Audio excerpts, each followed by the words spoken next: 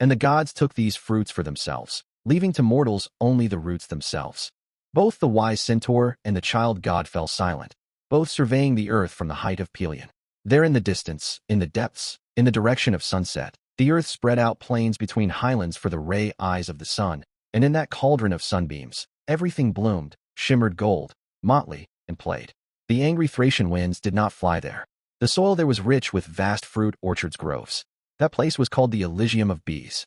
And in the direction of sunrise, sheer walls of cliffs plunged into the sea. There, the grins of ravines and the dark thicket could be seen. There, all around were trackless wilds and the fierce dance of whirlwinds. They flew there to fight. In an eternal melee, clouds swirled and heaved there, and waves and stones thundered. Harsh, prickly fruits grew there amidst the fetters of lianas, and that place was called the entrance to Tartarus. The child god said, I understood. The joy of thought is given to the immortal gods, but its fruits are bitter for mortal men. The bitterness of thought is given to mortals, but its fruits are sweet for the gods. Father, I too will make sweet for mortals the fruits of the sweet root of knowledge. I will heal them from death. I will bring heroes back from Hades. Father, I must learn everything quickly to be able to do this in time. Then Chiron lifted his mighty body from the earth and merrily cried out, Let us be off. Jump onto Chiron's back, the son of Cronus. On the way, to the healing of mortals from death. You are a merry child. The tale of Melanope. The girl centaur. Melanope gallops. Her hand is on Actaeon's shoulder. Actaeon's hand is on Melanope's haunch. The beautiful one has leaned her maidenly torso back against her horse's back, thrown her other arm behind her head, gazes at the sky, and strikes the air with her hooves. The youth hero does not lag behind. He races beside her and leaps. And what leaps? A leap matching a horse's leap. Now both soar up to the crown of a tree. Now they fly over a stream, from bank to bank. A naiad just pokes her head out of the water and calls after them. A good journey. But they have already flickered over another stream. A doe says to a doe, Would we could do that? A kite says to a kite, Would we could do that?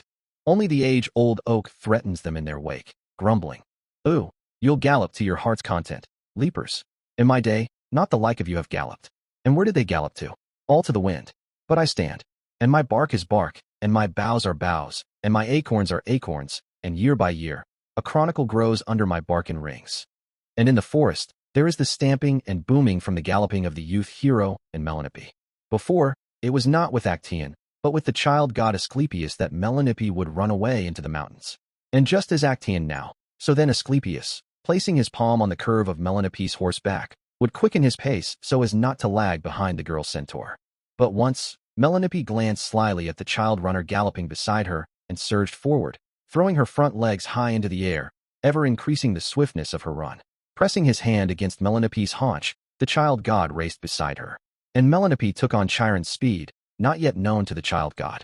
And already his hand was tearing away from his companion. Melanope was already separating from him. And, unable to keep up with the swiftness of the run, not knowing that he could race through the air like the gods, the child god leaped for the first time onto Melanope's horseback and embraced her maidenly waist with his arms. Melanope cried out wildly, reared up, dashed across fallen trees, and rushed in a soul-maddening gallop through the forest thickets. It was as if an invisible fire emanated from Asclepius and entered Melanope. So much did she burn all over. Clenching her horse flanks with his thighs and firmly embracing his companion, the child god sat tenaciously on her horseback, reveling in the fury of the run. And from a high, steep bank, Melanope threw herself into a mountain river, plunged under, and threw the rider off into the water. How merrily Asclepius laughed then, swimming out onto the bank and teasing Melanope. I have ridden you, Chiron's granddaughter. Beware of the gods. But then he gazed at her closely and added seriously, But I love you so. With an anxiously confused gaze, without a smile, sternly, Melanope looked at the child. She understood something in him, something that the half-god heroes did not possess, and which was stronger than she, the free granddaughter of the Titan Chiron. She was surprised that he, a child, could be so mighty, but she could not fully grasp and express it to herself. The young Titaness had not yet experienced the power of the gods upon herself. And although she loved this wondrous child god, from that time on she did not repeat the gallop with him or run away with him to the mountains. But the child god also understood something in her, and himself no longer called her for a walk. Only once more did he want to jump onto her back, but Melanope said, Do not try to conquer me. We love each other even so. And Asclepius answered her seriously, We do. Kiss me, Melanope. And Melanope lifted him up to her with her maidenly hands and kissed the child god. And then he said to her, "You are different from Osiroi." And now, during the gallop with Actaeon, Melanippe remembered that mad run with Asclepius and his words, "Beware of the gods." Something troubled her, and at full gallop, tearing herself away from Actaeon, she suddenly stopped and froze. A golden horned doe, flashing a golden spark, ran across their path. "After her, Melanippe!" cried the hunter Actaeon. He did not heed his companion's alarmed cry. "Stop! Do not pursue Artemis's doe!" And rushed after the doe. Melanippe's whole body trembled. She dug her front hooves into the earth and listened for something. Melanippe thought, "Is it not the nymph Echo answering her?" But Echo was merry, and the stamping was not merry, it was menacing. She listened. The clatter of hooves fell silent. Melanippe began to feast on young nuts. She plucked a rich wild apple and ran lightly. Again the same stamping behind her, and so close, but it does not draw nearer. Melanippe stops, and the stamping falls silent. She gallops, and behind her, someone invisible gallops, and neither closer nor farther. A wild centaur does not gallop like that. He would not wait. He would rush at her, and she would escape from a centaur. Actaeon did not return. The doe had led him away from Pelion, and Melanippe sensed the closeness of one of the crown-eyed gods. The gods love amusements. The lord of the world waters was galloping after Melanippe. In an instant, Poseidon could have caught up with Melanippe. Had he commanded, a rock or an old stump would have fallen under her leg. But the god of the waters wanted to amuse himself with the gallop. Like a darkness, heavy and enormous, Poseidon galloped after the girl centaur, not revealing himself to her. His hooves thundered, and the trees on Pelion started away from him. To Chiron's cave Melanippe raced. By the heavy thunder of hooves and the cries of river nymphs and springs, she guessed who was pursuing her. And right at the clearing, she felt that the pursuer had already caught up with her and breathed a fiery breath upon her back. But Melanippe was brave, the granddaughter of a Titan. She did not grow numb with timidity. She burst out onto the clearing straight towards Chiron. He had come out of the cave just then at the booming of the Sea Lord's hooves and saw Poseidon himself. An immortal cannot hide his form from another immortal. And Poseidon revealed himself. Brother stood against brother. Both were sons of Cronus, both the Olympian Poseidon and the Titan centaur Chiron. And at a distance, by the entrance to the cave, trembling all over from the run, stood Melanippe. "Step back before the god, Chiron," said the lord of the waters. "Give Melanippe to me, or I will raise a wave higher than Pelion and flood it and your cave. The waves will roam over it. The Nereids will rock on the waves." Chiron answered him, "By the sacred oath of the Styx, the Cronaids swore not to enter into battle with me, the son of Cronus, and to live with Chiron in friendship and peace. To you gods is given Olympus, to me, Pelion. Why do you transgress the oath of the gods? There is a force higher than your force. You hold dominion over the waters of the world. I come to know the world and teach knowledge to others." And the lord of the waters wrathfully objected to the wise centaur. "Do not teach mortals the knowledge of gods. That knowledge will be bitter for them." And just then, when the Olympian was saying this, the child god Asclepius came out of the forest. He heard Poseidon's words, and, standing between the mighty god and Melanippe, looking fearlessly into the eyes of the fierce Cronaids, said, "You say knowledge will be bitter for mortals? I will make it sweet for them. Do not extend your power over Melanippe. Asclepius guards her, and I am a god, like you." And the lord of the waters saw how Olympus instantly lit up at the words of the child god, and, filled with fury, he broke off with a mighty kick of his leg the edge of the ledge that for centuries had overhung near Chiron's cave, and, hurling it into the abyss, vanished in the roar of the landslide from Pelion. The tale of Asclepius's thought. At the grotto of the river nymph Osiro. By the grotto near the stream where Osiroi fostered Asclepius, the child god, the conqueror of the iron boar, said to her, "Osiroi, I was born in the fire of a pyre in which Apollo was burning my mother, the Titaness Caronis. Apollo snatched me from the fire and brought me to you, Osiroi. You feed the heroes the raw hearts of boars and lions and the brains of bears, so that their hearts and thoughts may be brave. But I do not need the hearts of lions. My heart began to beat in the fire. It is fiery. Oh, how often I feel as if I carry the sun in my chest. I do not wish to be called a god. I wish to be called a Titan." Osiroi said, "You grow, like a god, overtaking time. Yesterday you were much shorter." And the child god answered Osiroi, "I must hurry with my growth, Osiroi. I have no time to be little. I must grow up into a big Titan at once. My mother is a Titaness, and I feel that I too am a Titan, and only JustsomUcha god. I am such as Chiron is.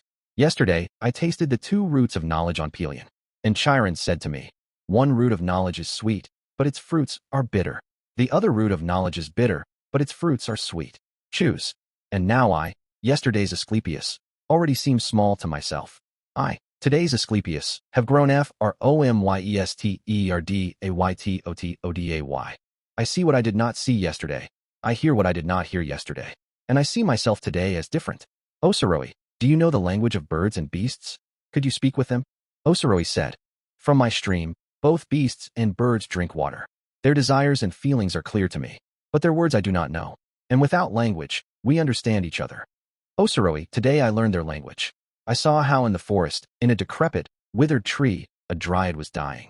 The tree was without leaves, mute and bare, but all around, everything was ringing with the green laughter of leaves. I heard what a hare said to a female hare when the dryad was dying.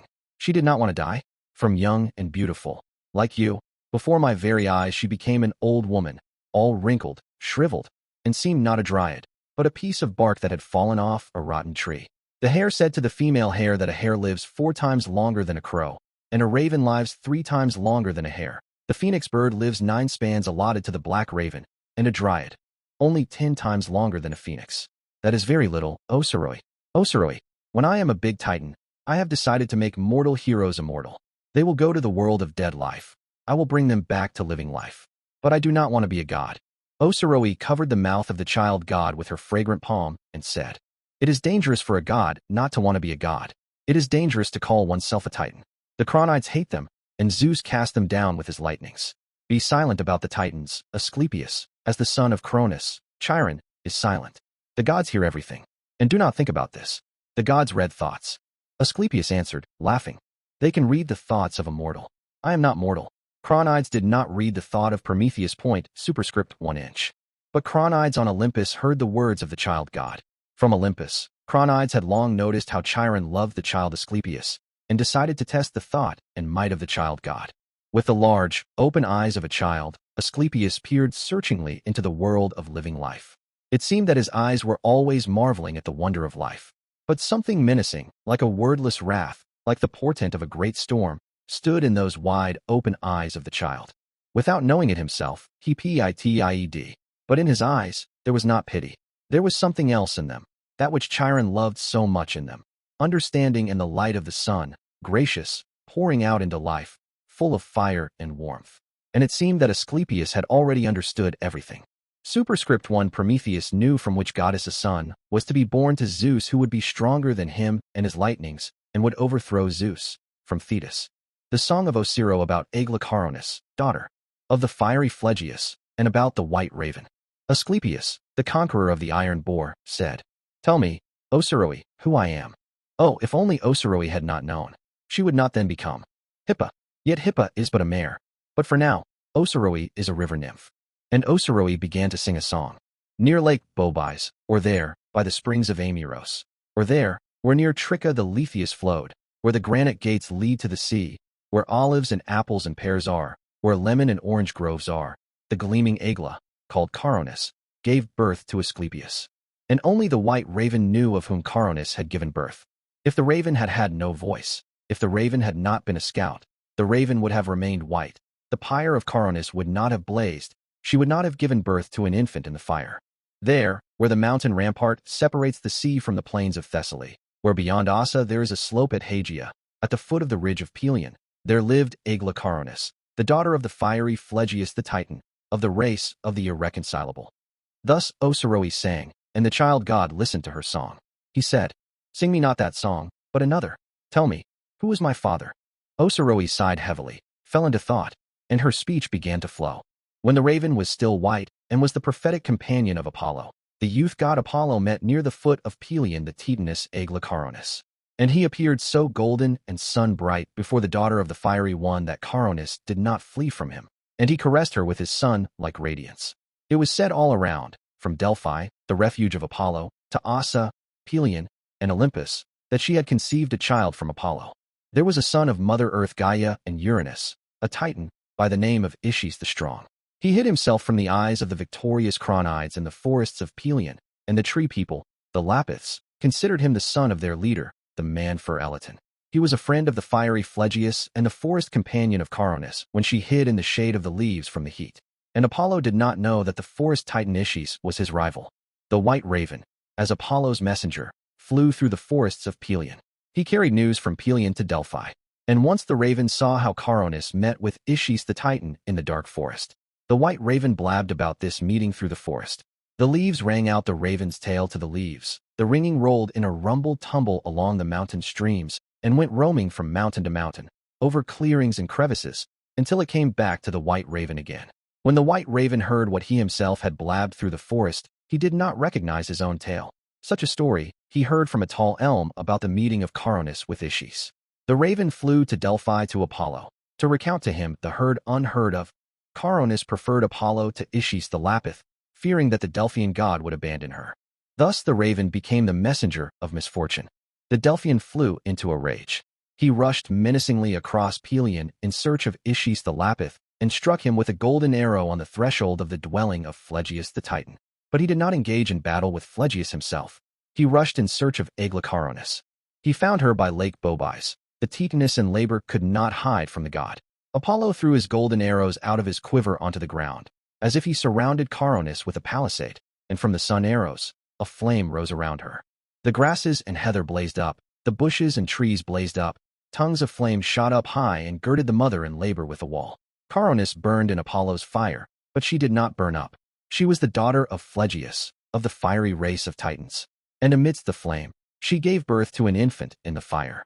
Through the gold-woven curtain of fire, the god Apollo gazed at Caronis with the newborn on her knees, how she sat amidst the flame of the pyre, punished by himself, the son of Zeus. Next to the god on a stone sat the white carrier raven, and also looked at the mother with the infant. Then the god cried out to the white raven, "You brought me a black word, raven. Be you yourself from now on also black." And from that time, the white raven became black. The tongues of flame crept up to Caronis. They embraced her arms and legs. And now Caronis' arms are fiery, and now Caronis' legs are fiery. The fire began to reach the infant. The Cronide gods know no pity, but it was as if Apollo took pity on the infant. He split the flame of the pyre in two and snatched the newborn from the fire. And Caronis herself turned into fire and merged with the fire. She imbued with herself, with her sun brightness, the golden arrows of Apollo. Osiroi fell silent, and the child god said to the river nymph, "Not all gods are pitiless."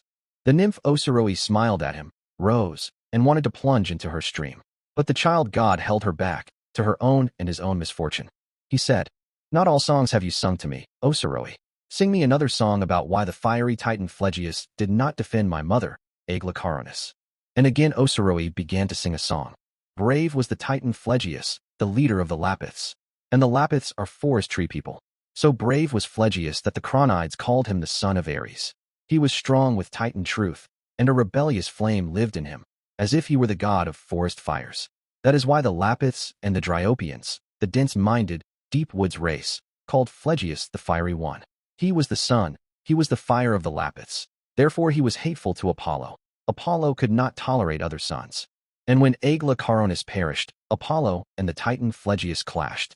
Phlegyas burned his Delphian refuge. Apollo hurled arrows into the forest of the Lapiths.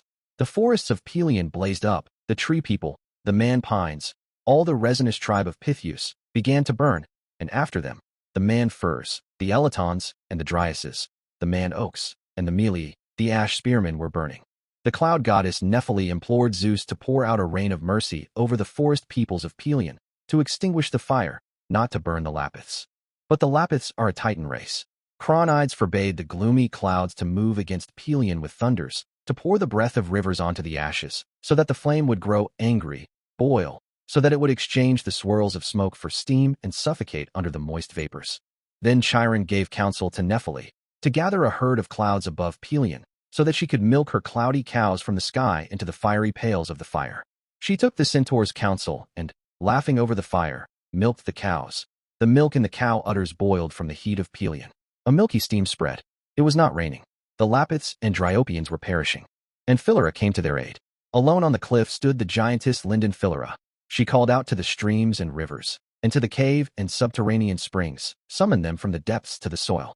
From the base, the peaks, and the distant slopes, they flowed over Pelion. They bubbled through the forest thickets, where the Lapiths were burning in the flames. They drowned the flame in turbulent waters. The needles were still smoldering under the crust of ash, and the soil was still smoking hot, when from the sky Apollo pierced the chest of Phlegyas the Titan with an arrow. And the Titan's sun-bright body took in the arrow of the sun god, as rays take in a ray that strikes. Then the brave Phlegyas exclaimed, "Amuse yourself.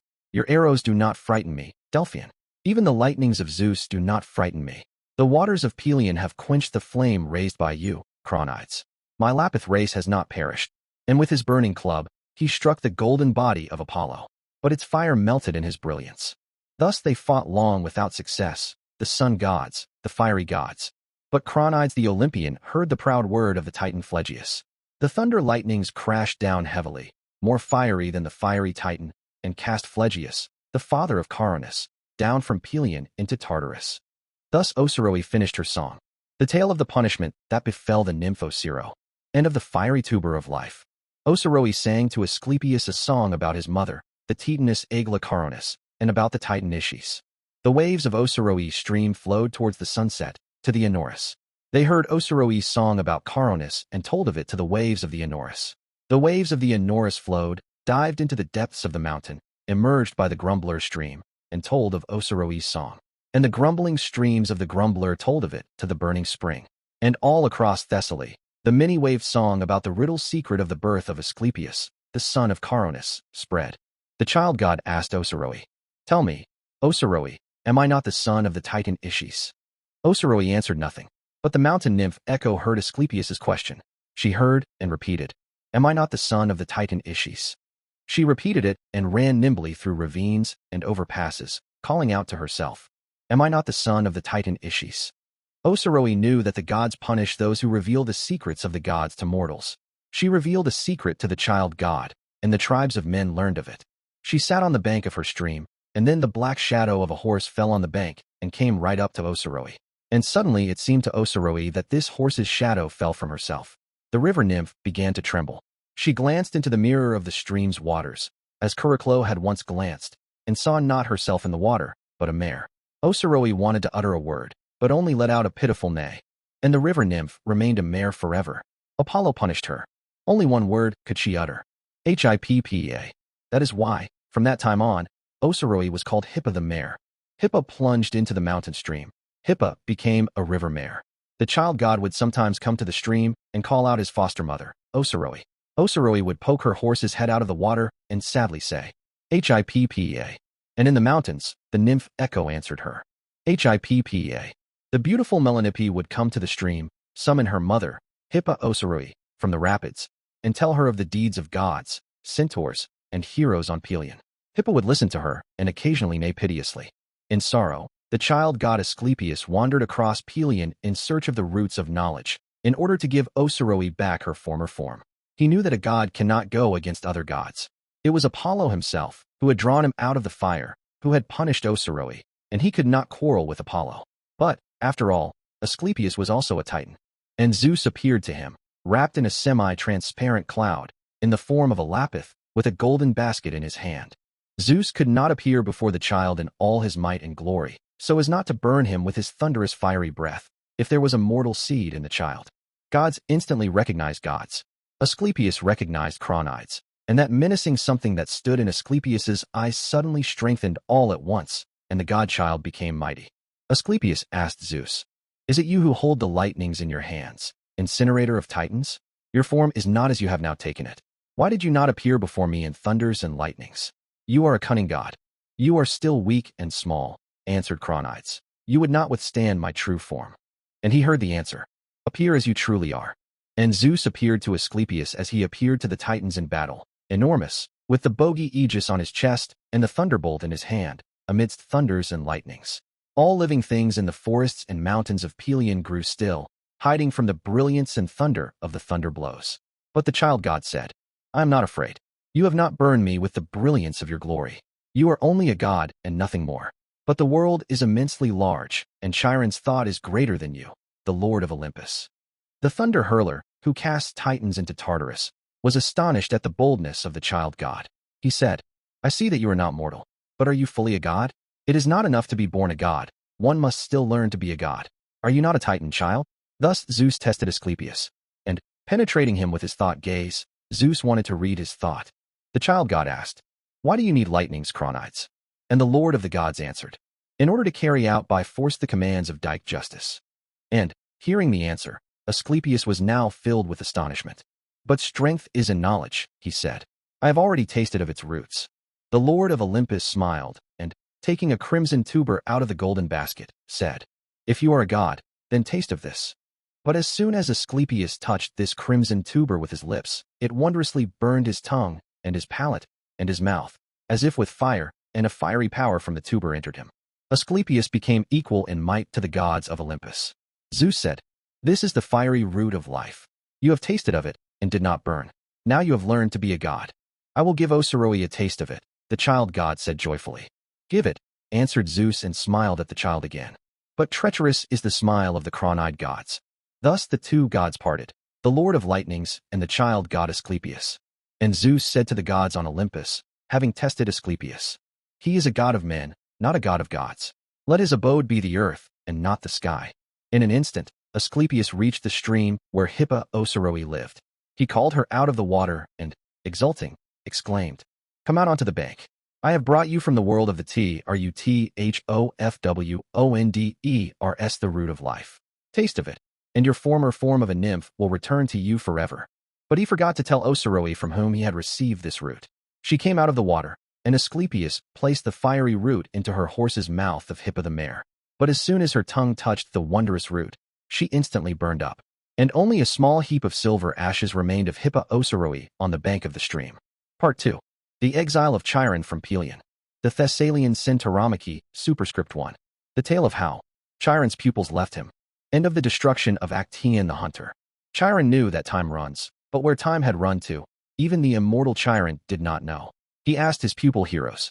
Superscript 1. In parts 2 and 3 of the tale of Chiron, we attempted to reconstruct in the form of heroic tales both of the epic poems that have not come down to us about the destruction of the titanic race of centaurs, called the Centauromachy. 1. The Thessalian Centauromachy, about the struggle of the Lapiths and centaurs. 2. The Peloponnesian Centauromachy, about the destruction of the centaurs by Heracles on Mount Pholo and Mount Malea. The plot of the first is lost. From the plot of the second Centauromachy, only a few episodes have survived in a very condensed account by a certain Greek mythographer of the Roman era. The child has been roaming in the mountains for quite a long time. Who has seen Asclepius? And a youthful voice answered him from behind the cave. I have returned, and I am waiting for you, father. With my companion friend, the blue serpent, I will go to Pelion to herd a flock in that place where the beasts are most fierce. Only there will I learn the shepherd's craft. How will I heal mortals if I cannot be a shepherd? I want to test myself. Father, I will first try to heal not people, but beasts. And hesitating with the word, added, from beastliness. Chiron came out of the cave to the voice of Asclepius, and saw that the child god was already a youth. Although in appearance he was no mightier than the half-god heroes, his gaze was more powerful, for he looked into the world as deeply as half-gods cannot look. Then Chiron said to Asclepius, Go and try. It is hard for a beast not to grow beastly in a struggle. Other beasts will tear it apart. But sometimes a non-beast is more beastly than a beast. Chiron did not teach you this. And the child god Asclepius left his teacher, the centaur Chiron. Only once more did Asclepius appear to Chiron, around autumn. He was already in appearance not a youth, but a mighty god, and concealed his words and thoughts. He said, I am going to heal mortals from death. I have tested myself. A beast knows how to die, but a thought does not want to die. Stronger than the body, the thought suffers from the awareness of death. And although immortals do not say farewell, but only rejoice and greet one another with radiance at parting and meeting, Asclepius, as he left, looked deeply into Chiron's eyes and took leave of him in an earthly manner, not as dwellers of the sky do. And in an earthly manner Chiron, the son of Cronus, took leave of him. Just then the time of great campaigns and feats came. Having grown to manhood, one after another, the half-god heroes left Chiron's cave and the teacher himself, and went into the unknown lands of giants and monsters. Chiron would say to them as a parting admonition, Now you have taken up the cause. Going against a beast, observe the law of beastly truth. Going against men, the human law. There is a law of truth for men and beasts, but there is no law of truth for a monster. For a monster, there is only the hand of a hero. A monster has no pity.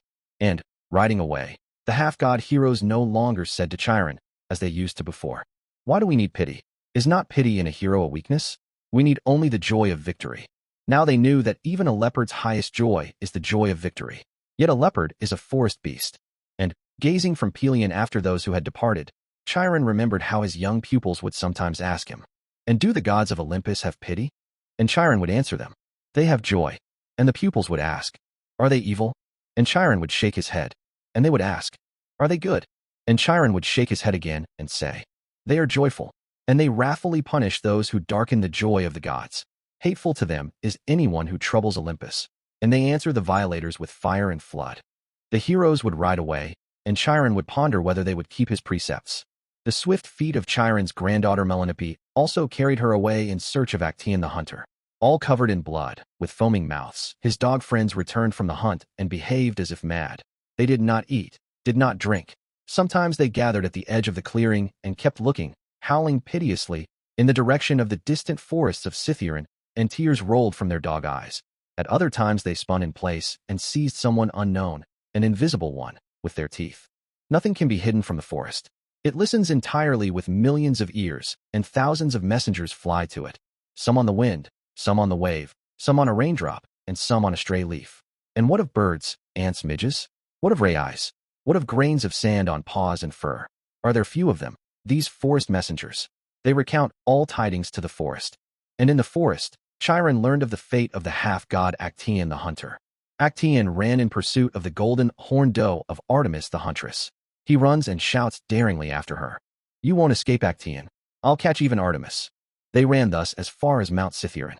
The goddess Artemis heard the words of the youth hero and is already racing beside him, looking at him in the eyes as she runs. Actaeon recognized the goddess, but too late. Because he dared to contend with the goddess, she turned Actaeon into a branched antlered stag and herself took the form of a hind. From afar, running along the hunter's trail, came his Pelian hunting pack. Artemis rushed to intercept the dogs, and when she found herself in front of them, she turned back and went as a hind ahead of the dogs on Actaeon's trail, while the dogs, in hot pursuit after her. The hind Artemis caught up with Actaeon the stag. She darted aside, mixed the scents, became invisible.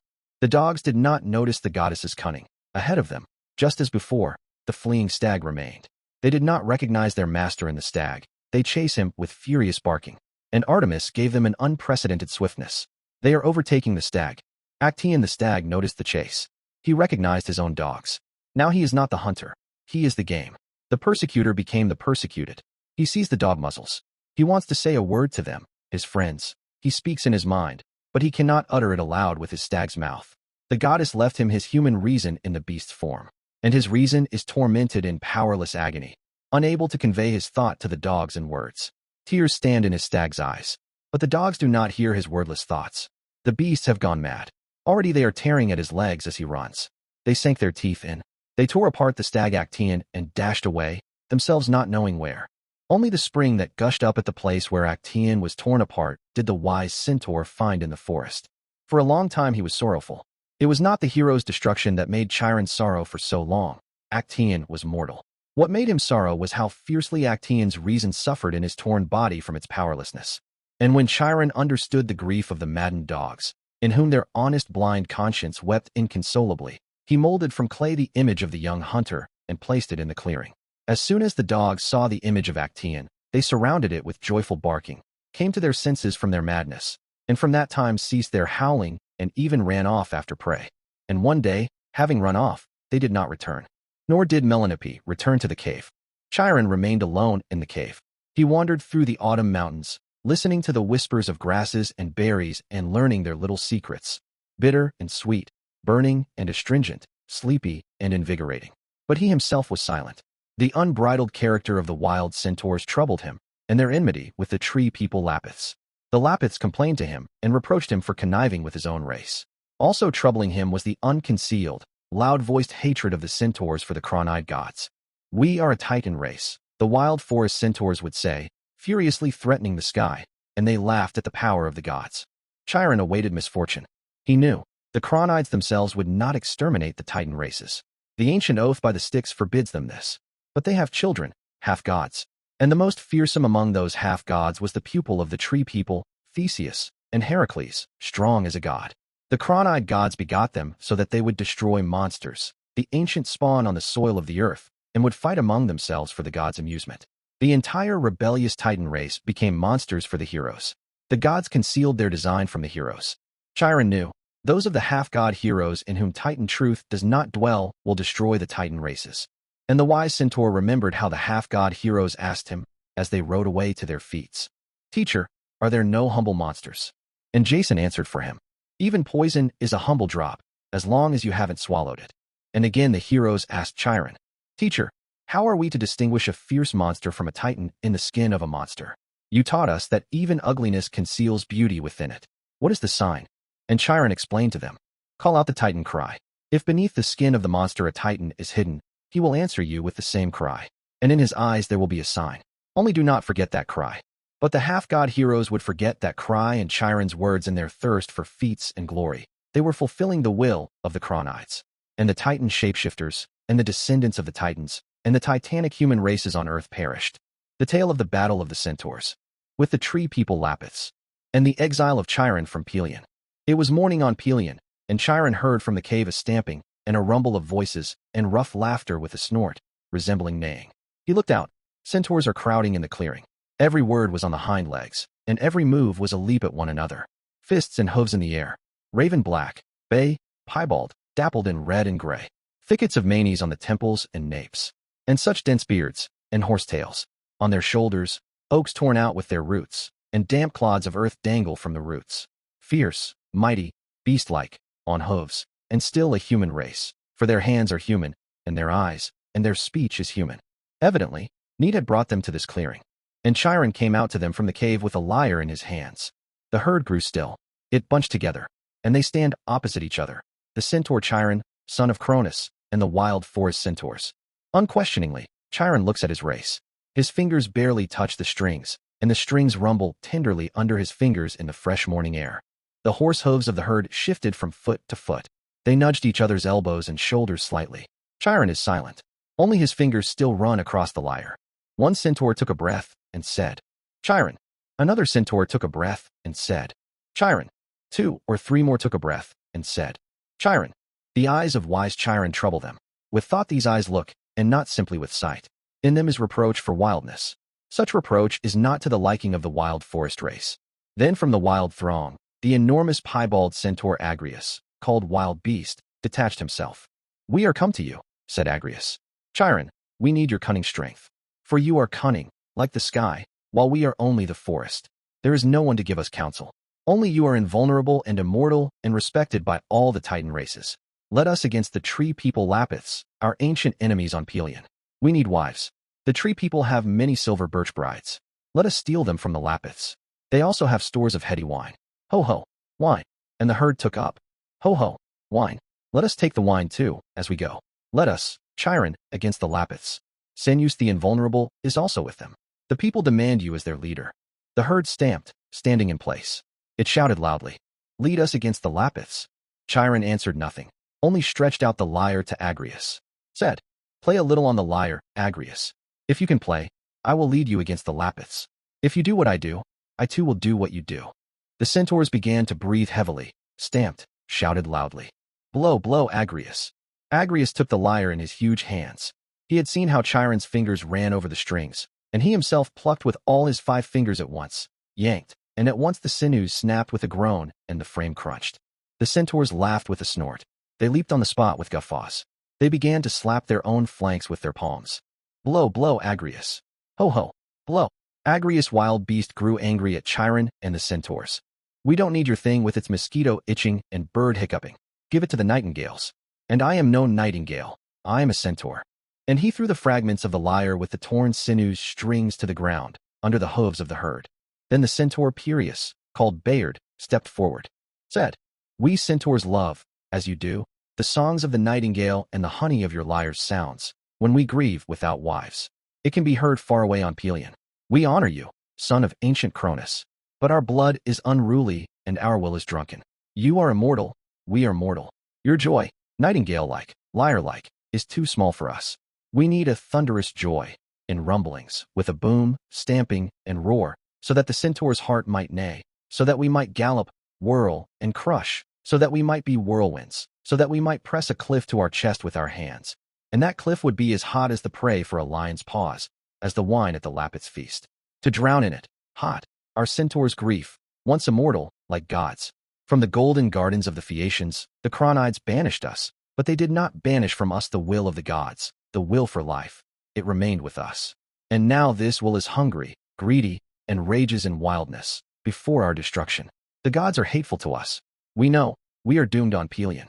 And the wild centaurs bowed their shaggy human heads, listening to the word of Bayard. And the enormous Agrius struck himself in the chest, near the heart, with a sharp bow, and the blood ran down the mighty torso of the half-beast half-man, and fell onto his legs and hooves. All golden stood the centaur Chiron with the silver of his beard before them, and looked sorrowfully at his own wild race. He, the teacher of heroes, the son of Cronus, a Titan, said, "You did not want to dig with your hooves for those magic roots that Chiron and Asclepius dug for. You did not want to sate your drunken will with them. Do you grieve for the immortality of the gods, wild race? Here I look into your eyes, former gods, and you, daredevils, lower them to the earth before me." Half-god heroes look straight into Chiron's eyes. Do not go to the feasts of the Lapiths. Do not enter into battle with their leader, the fiery Perithous.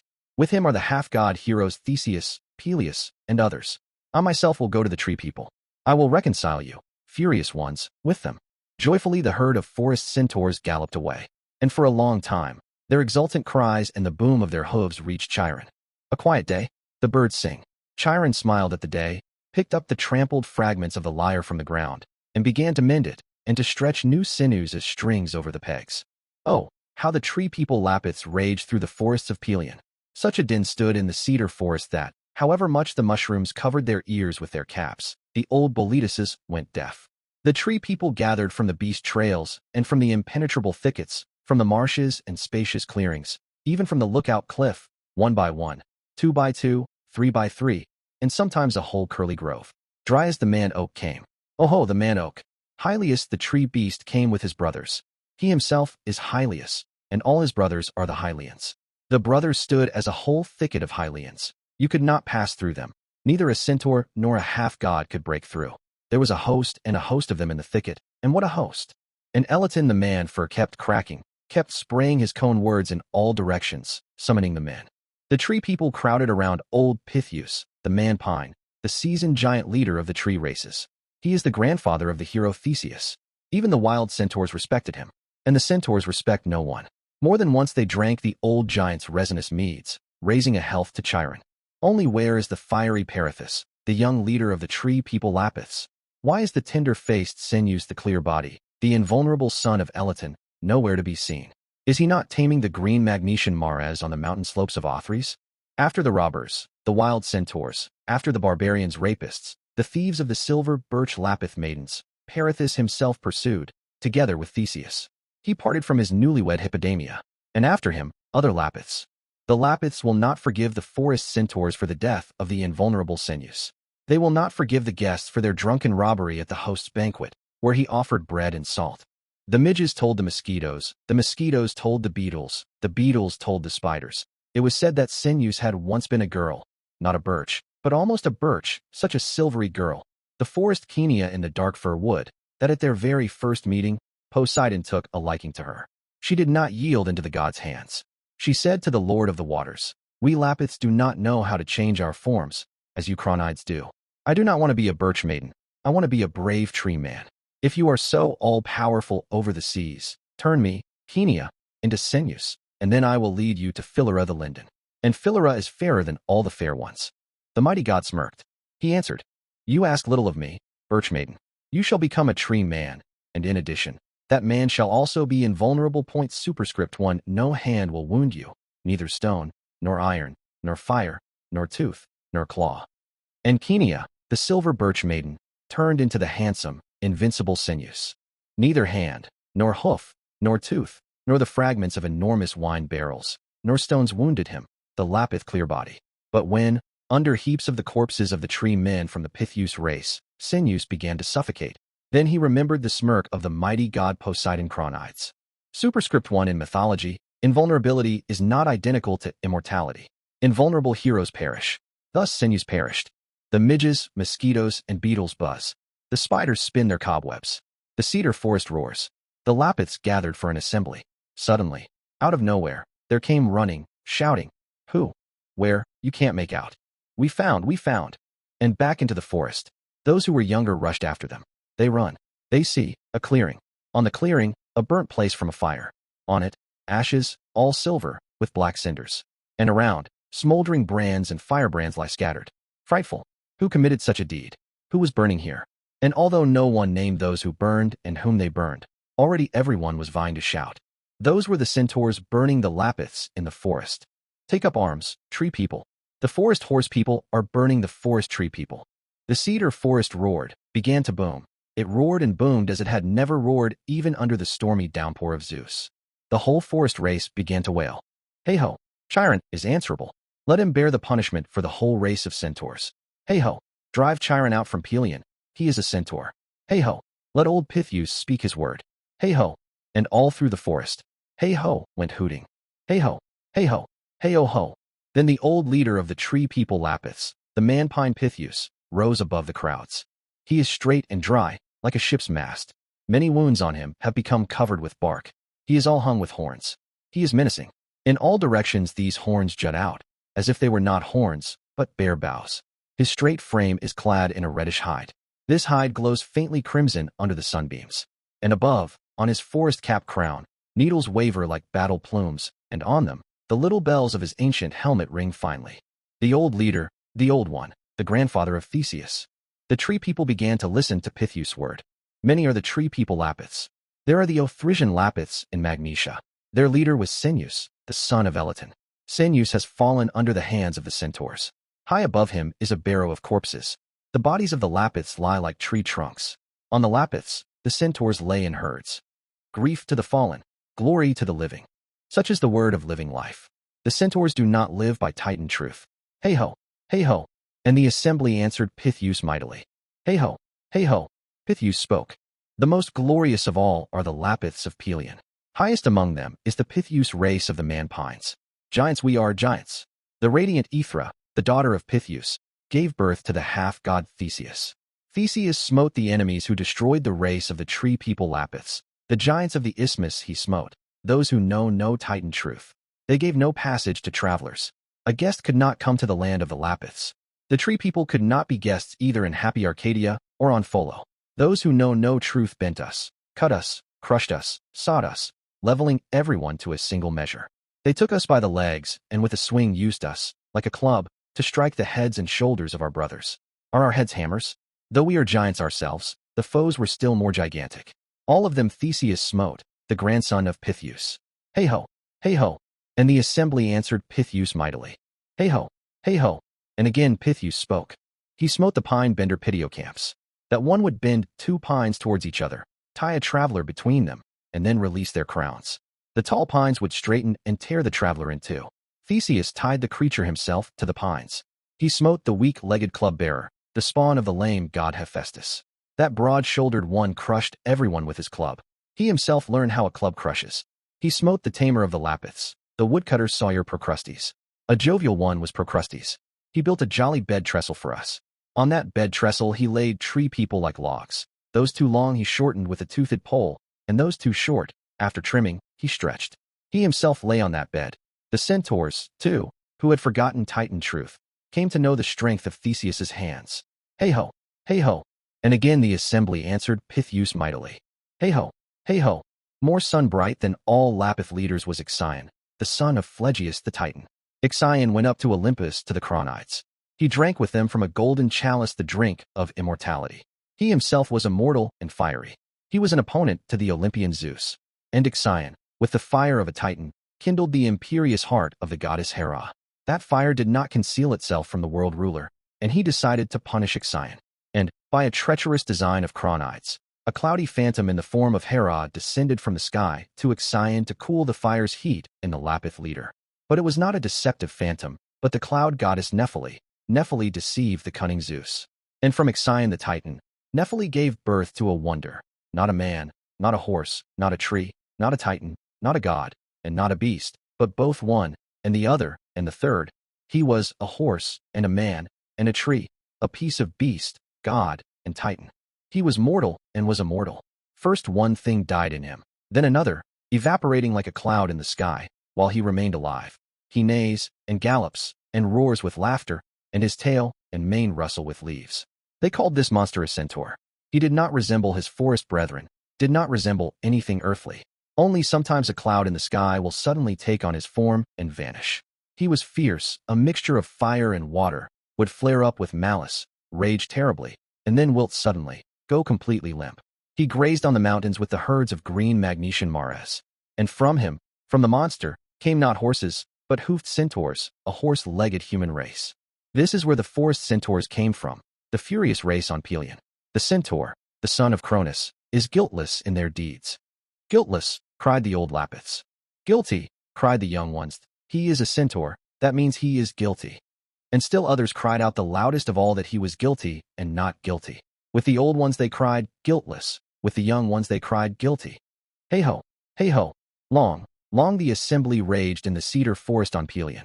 Night came, and the Lapiths fell asleep. Where and how each stood, there he fell asleep. Only the old leader, the man-pine Pythius, the longtime friend of the centaur Chiron, did not fall asleep. He strode, straight and tall, to his friend Chiron in the clearing. He walked slowly, step by step, unbending under the night wind, and the needle-like plumes on his tree man's head swayed. On this night, Nephele did not let Luna Selene admire the earth. She covered the sky with her cloudy garments. And none of the gods saw what happened that night in the clearing, in front of the cave of the centaur Chiron. High in the air flickered the resinous torches in the hands of the centaurs, fugitives from the bloody wedding of Perithous and Hippodamia, illuminating their wild faces.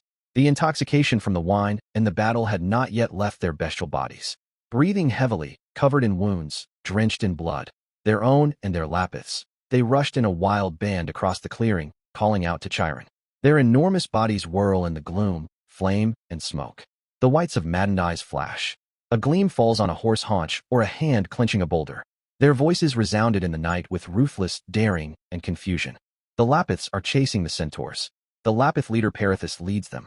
With him are the half-god heroes and Hippodamia on her white-legged mare, like an Amazon on Pelion. Few centaurs survived.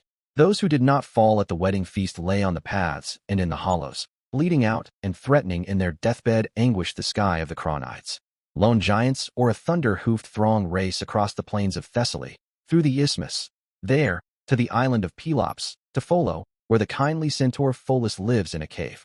The tree people Lapiths and the half-god heroes destroyed the Titan race of centaurs, drove them out from Pelion. The will of the Cronides has been accomplished. The gods will say, the fierce race destroyed itself. But who will remind the gods that they, the victors over the ancient Titans, banished the Titan race of the once kindly centaurs from the golden Phaeacian fields?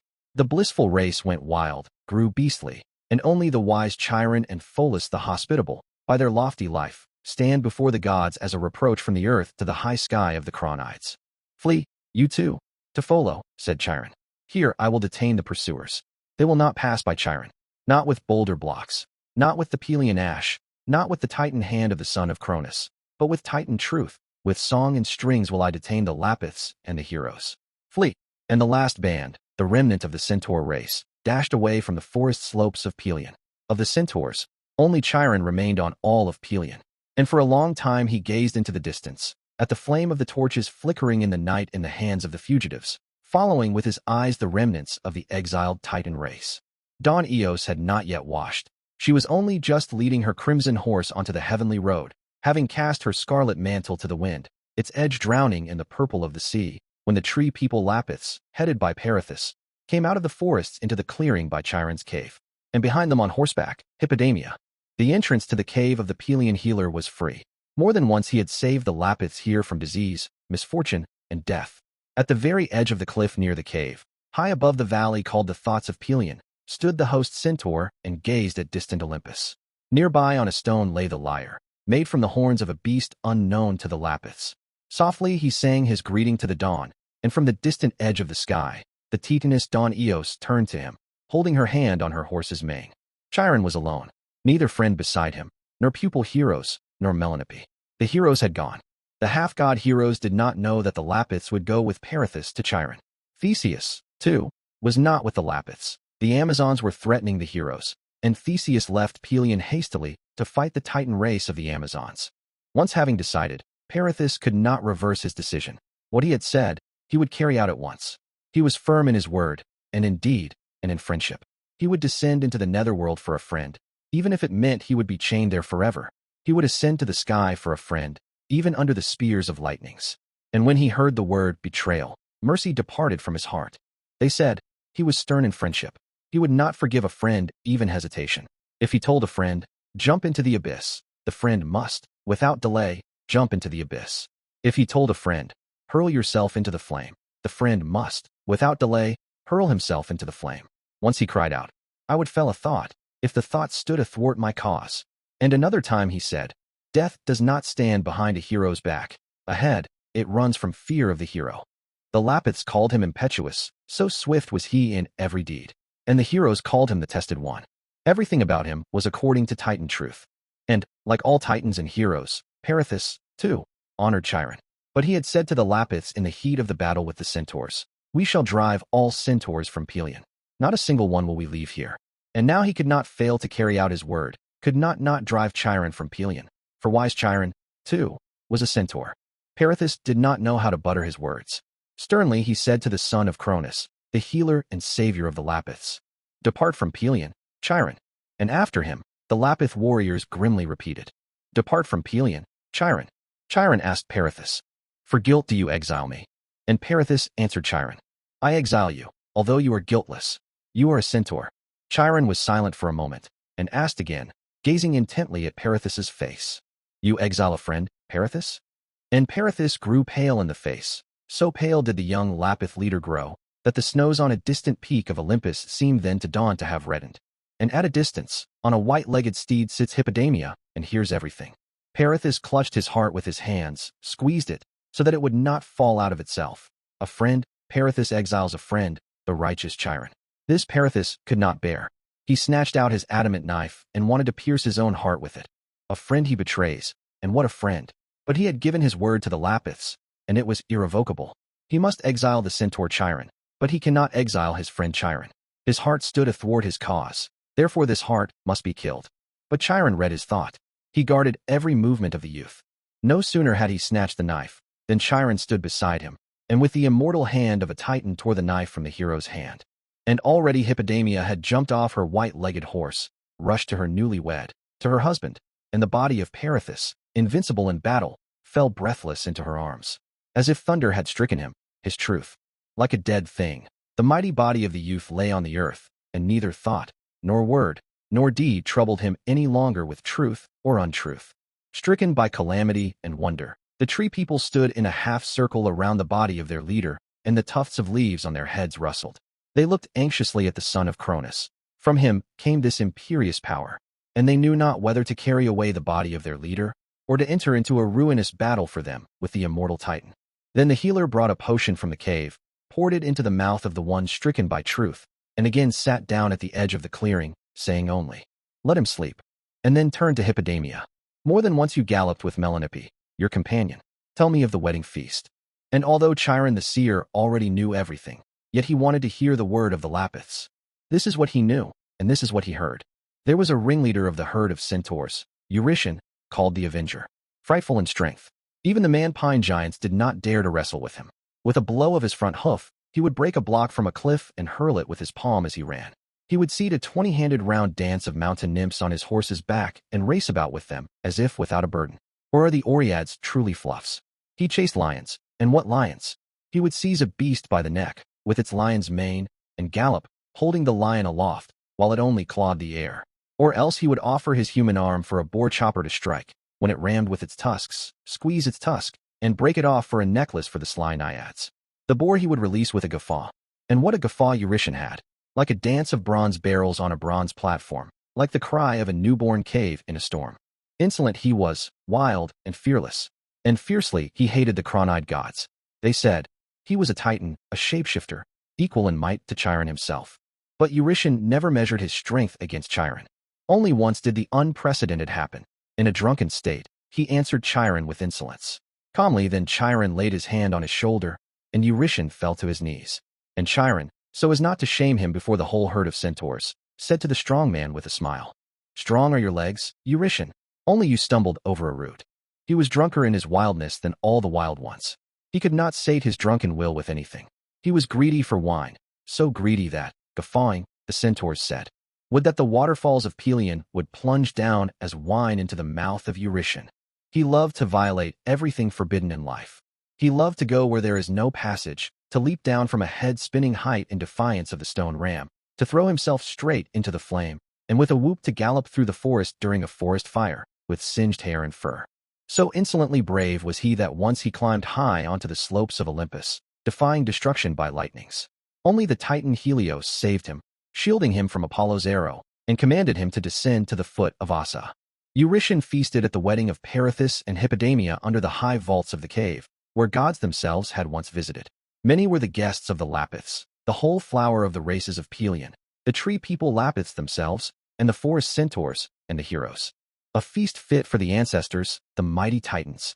Here are beast carcasses, and tubers of vegetables and honey, and an abundance of fruit. And they do not simply lie in a heap, but whole trees with their roots stand on the tables, and thousands of apples, figs, quinces, pomegranates, and oranges hang from them. Here too are pit-hoy, stone barrels of wine. The guests would have drowned in the wine, had they not drunk so greedily. The guests at the feast were of mortal races, no gods, no nymphs, no satyrs.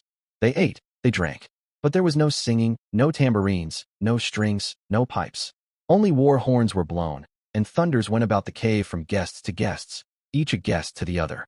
So many shouts, so many trumpets and strings in every throat. Eurytion the centaur drinks, as greedily as a river drinks the spring torrents. Great is his thirst for intoxication, but he cannot sate this thirst, and Bacchus's potion surged up within him. Many wives, silver birch Lapith maidens, are at the feast, and surpassing all in height, in stature, and in her burning gaze is the newlywed Hippodamia. She sits between Perithous and Theseus. What are gods, titans, and centaurs to her, when beside her is Perithous, the leader of the Lapiths? Suddenly Eurytion lunged. He looks around at the guests like a beast. He breathes heavily. All at once he reared up over the table and stood full height in his horse and human growth. He overturned the table with his hoof and seized Hippodamia by the shoulders, snatched her from her place, and, lifting her high up under the cave's vaults, shouted wildly to the drunken centaurs. Steal the birch maidens, centaurs, and gallop with them to the mountains of free Ossa. And he tramples the guests with his hooves and tears towards the cave exit to the open air. And the centaurs rushed at the wives. But the Lapiths and heroes are not timid. There was also strength against Eurytion. Theseus seized him by the horse's tail with his hand, and from the jerk of the half-god hero, Eurytion sank down on his hind legs. He holds Hippodamia in his left hand above his head, like a blade of grass, and with his right defends himself against Perithous. And he has already raised his hoof above the Lapith. It is hard to defend oneself against Perithous. He strikes both at the head and at the ribs at once. He holds the horse's leg by the fetlock, preventing the hoof from cleaving him.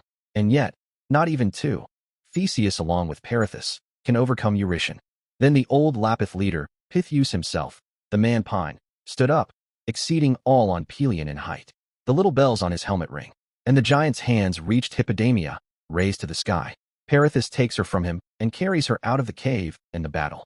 Already she is on her white-legged horse, and a centaur cannot catch up with her. And in the cave, the battle continues.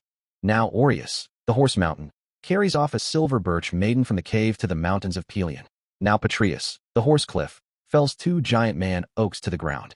Already Senus wrests the aspen made from the hands of Dryas the oaken, bending his head to the ground, while Peleus fights with Bayard Piraeus. More than once they had competed in running and in playing the merry pipe, but now they fight to the death, like strangers. Already the Hylian brothers have moved as a wall thicket, hand in hand. They stood, they barred the fugitive's path to Ossa.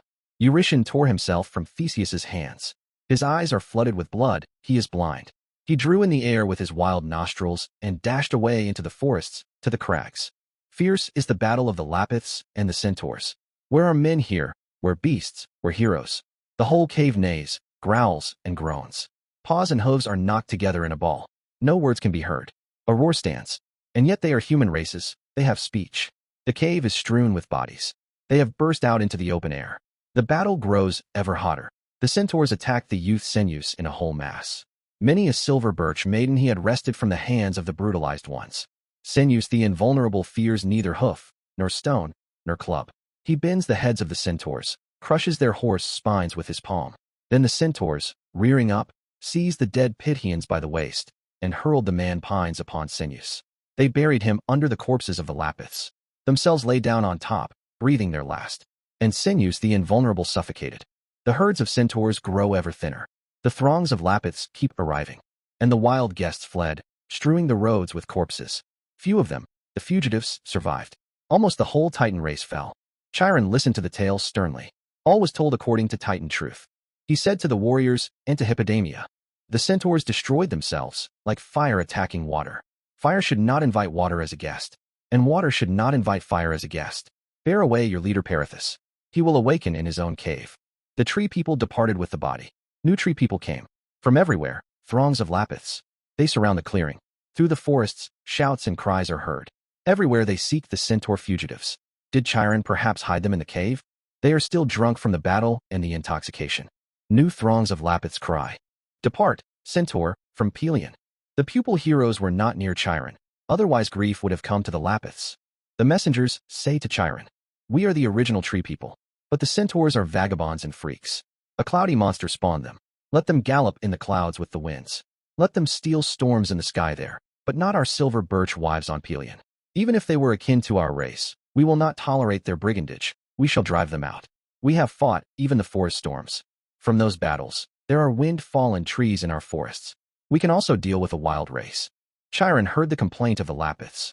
He was like an autumn leaf fall entirely. He said, truly, the ravens have cawed to you about the ancient race. The cranes, surely, told you in the sky about the cloudy monster centaur, and the tomtits on earth took it up. It is not from the monster that the forest centaurs trace their lineage. Those are traditions of the horse herds on Pelion, and the Lapiths believe the hoofed ones. Once, the centaurs were a kindly people, like the Cyclopes, the Phaeacians, the Amazons, before the great battles of the Euronides with the Cronides, the gods. Amid self-sown fields and fruit groves, the centaur people lived in bliss. With them lived I, too, Chiron, the son of Cronus, in the neighborhood of the golden fields of the Phaeacians, the blessed Titan people. The kindly centaurs were as free as the Nereids and Tritons, as the deeps and waves of the sea, as the Titans of the suns in their play with rays. Bacchus was not yet their enemy friend. Poseidon's superscript 1 was friendly with the centaurs, and often out of the depths of the earth he came as a maned horse for a merry gallop. The Cronides divided the world among themselves. The centaurs did not recognize them, the victors, either as gods or as lords of the world. Their cunning mind, their sting lightnings they did not recognize, the sheet lightnings in the sky live for play. Superscript 1 originally, Poseidon was the god of the earth's depths. He is the pre-Poseidon. He becomes the lord of the waters only when the Olympians divide the world among themselves. And the Cronides drove the centaurs from the Phaeacian fields, from the fruit groves, from the self-sown fields, up into the mountains, where a bestial race was rushing about, devouring one another. Only greed, only fear, and only fierceness met them there. In those mountains, the centaurs went wild. They drowned out the voice of morning with snorting. They wakened day by night, having drunkenly confused the nocturnal haze with the pure light of day. They became a forest race, fierce. Having grown beastly, they lost their immortality, ever diminishing in number, ever thinning.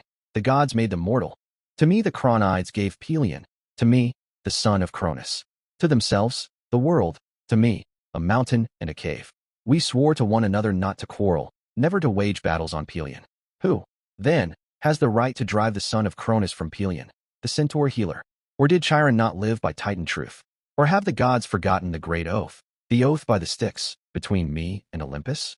But Chiron will not break that oath. Should I fight with you, Lapiths? You will destroy yourselves in battles.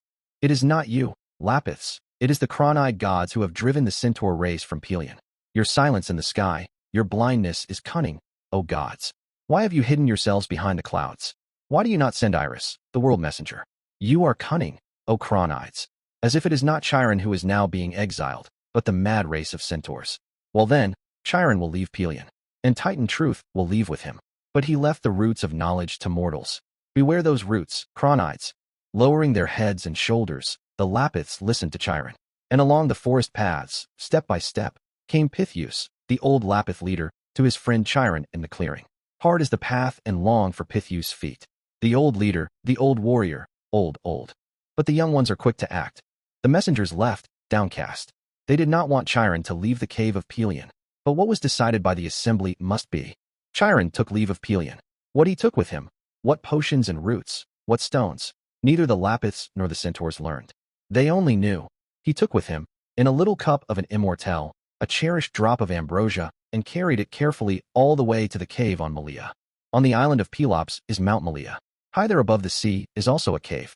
The young are quick to act. They spoke, argued, shouted. And it seemed that the forest had moved from all its slopes, and peaks, and gorges towards Chiron's cave, to the clearing. From everywhere the Lapiths moved, from below, from above, from the sides.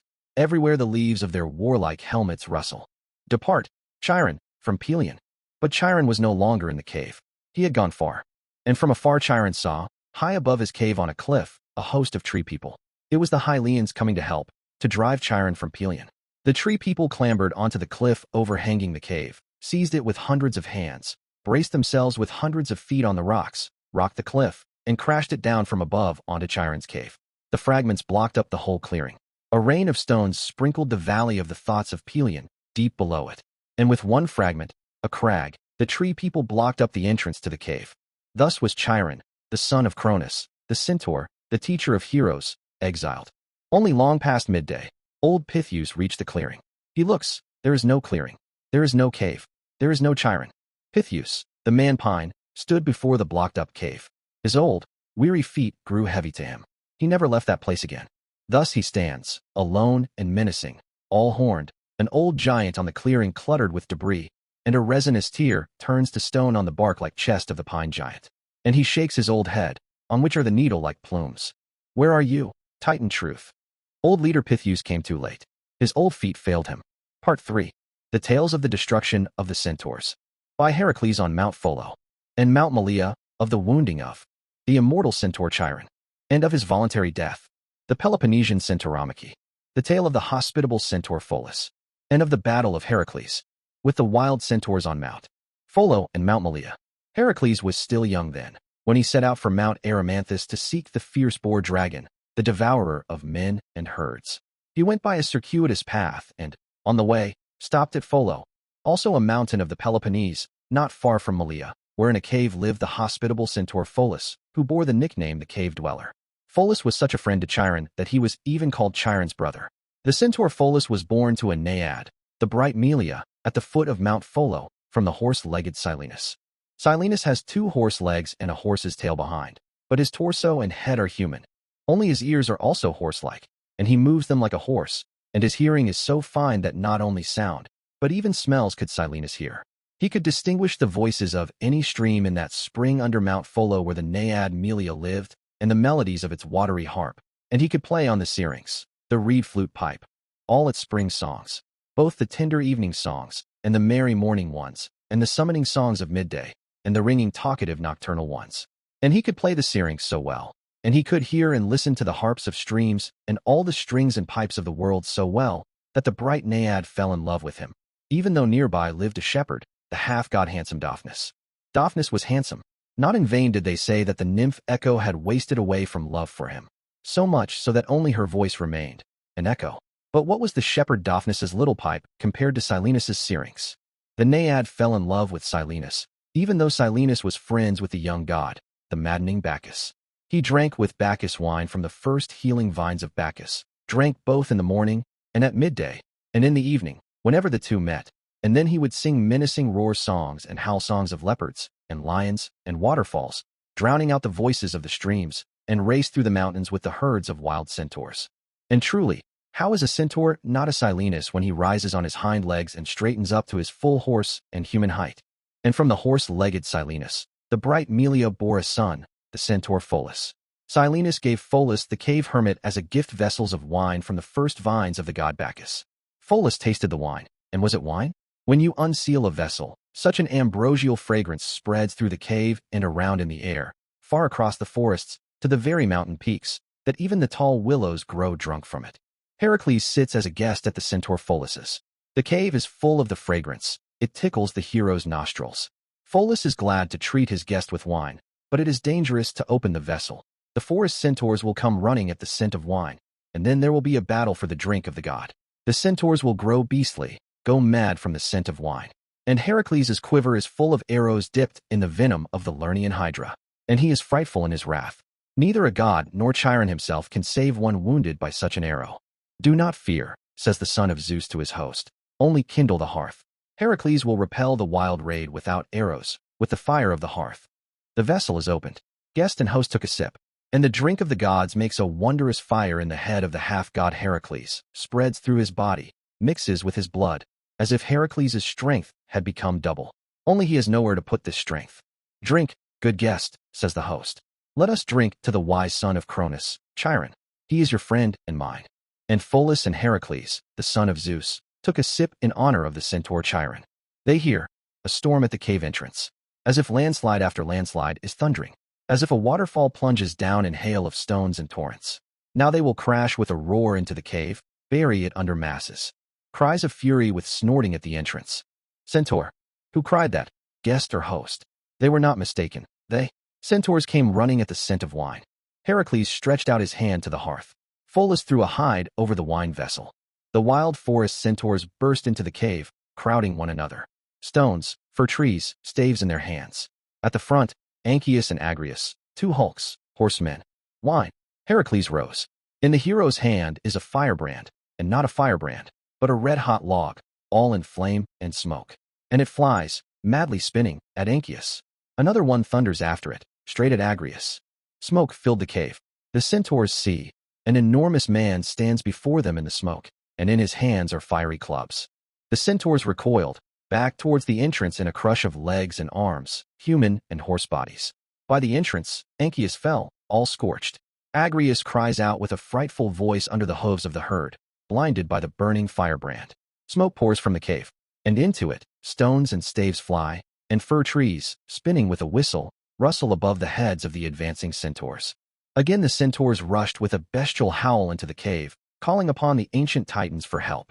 And again, crushing one another, they surged back out onto the ledges. The vessel with the magic drink is overturned in the cave. The fragrance is even stronger all around. It maddens the centaurs and Heracles. And now the destroyer of monsters already stands on the threshold of the cave, and in his hand is his bow, which strikes without fail, and the Lernaean arrows. His host says something to him, seizes him by the hand. Heracles does not hear Pholus. Before his eyes are monsters. Hydras, Nemean lions, boar dragons, and not simply centaurs. Destroy them. And already the fateful arrow is on the string. It flies, and a centaur falls, one, and another, and a third. And again, arrow after arrow. Heracles strewed the ledges and roads with the corpses of centaurs. The goddess of clouds, Nephele, could not see their destruction.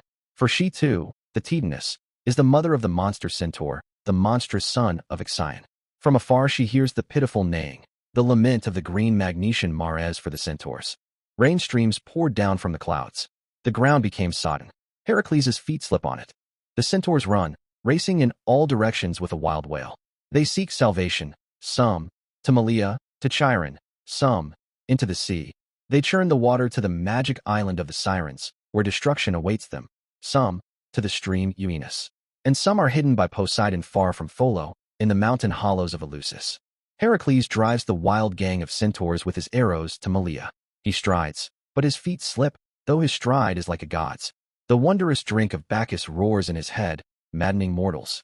Something he remembers, but only dimly he remembers. The bravest of all was the centaur, the blind Eurytion, the thief of Hippodamia. He alone did not flee from Heracles' arrows. He withdrew near the cave into the shadow, resolved to fight the son of Zeus. But from Heracles' eyes, he did not hide. The hero took aim at Eurytion, and does not see that on the threshold of the cave stands its hospitable host, Heracles' friend, the kindly centaur Pholus. Heracles slipped on the ground, wet from the rain, and missed. The arrow struck not Eurytion, it struck the centaur Pholus. Strong is the wine of the first vines of Bacchus. Dim is the memory of the destroyer of monsters. He does not remember what happened there. Already close is the cave on Malea, where lives the exile Chiron, the teacher of the half-god heroes. Again, before Chiron's cave, a crazed crowd of fugitives. Their path to Pelion is barred. There, the Lapiths are. They cannot hide inside the cave. The maddened Heracles will slaughter them all there. The centaurs huddle together as a herd. Few of them have survived, a small bunch. The last of the Titan race. But Heracles is already on Malea. He roams about with a wild look. His bow is in his hand. And Chiron covered with his own body, those seeking salvation from him. He looks clearly and wrathfully at Heracles, sees the arrows in the quiver. But what power is in those arrows? Why do the centaurs, who feared no god, so flee from them? Why do they cry out in terror to Chiron? The arrows. The arrows. His voice covered their cries. Throw down, son of Zeus, your bow and arrows to the ground. At Chiron's, you are today a guest. He knew that Heracles honored him, but the possessed one does not hear.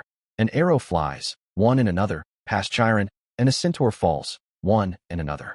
The wild band dashed back towards Pholo, past Heracles. And Heracles, without a greeting to the host, turned after them, strides and sings. T-E-N-E-La, T-E-N-E-La. And again, arrow after arrow into the backs of the monsters leaping along the ledges. In writhing convulsions, the centaurs fall. In confusion, they leap into the abyss. Everywhere arrows and Te-En-E-La, Te-En-E-La.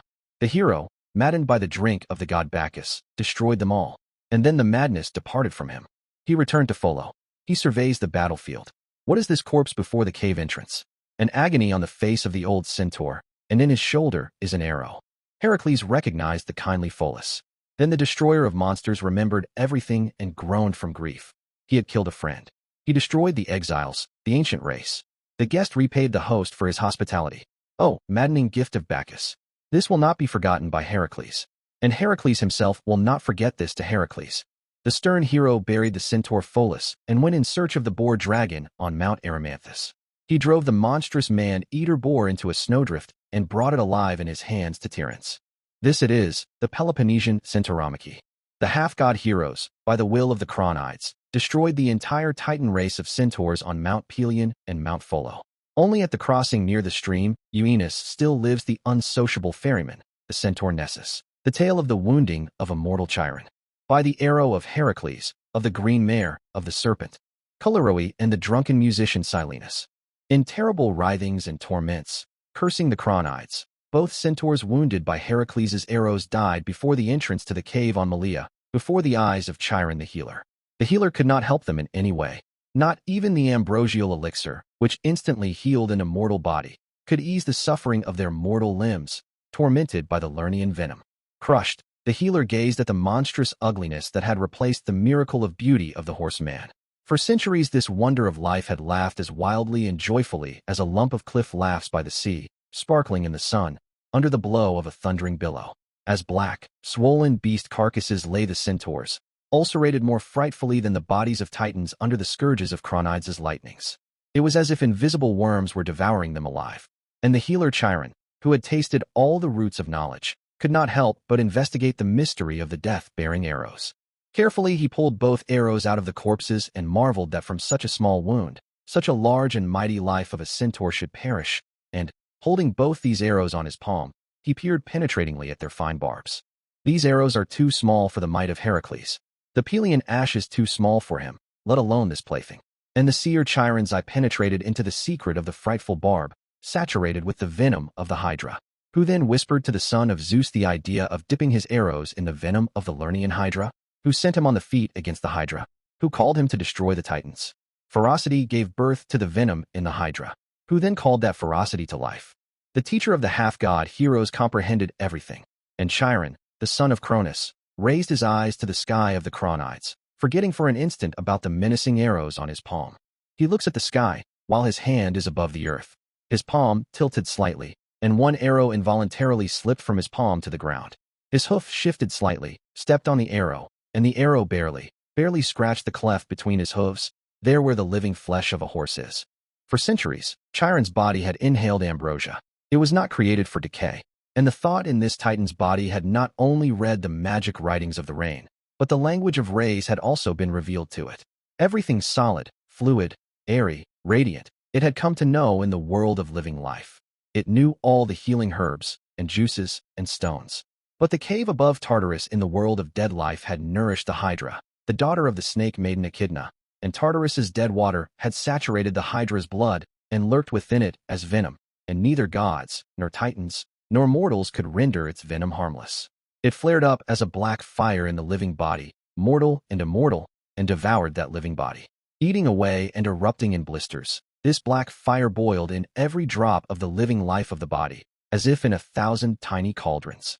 Instantly, the venom that had penetrated from the arrow's barb into the scratch on the horse's leg of Chiron's immortal body began to boil as a black fire.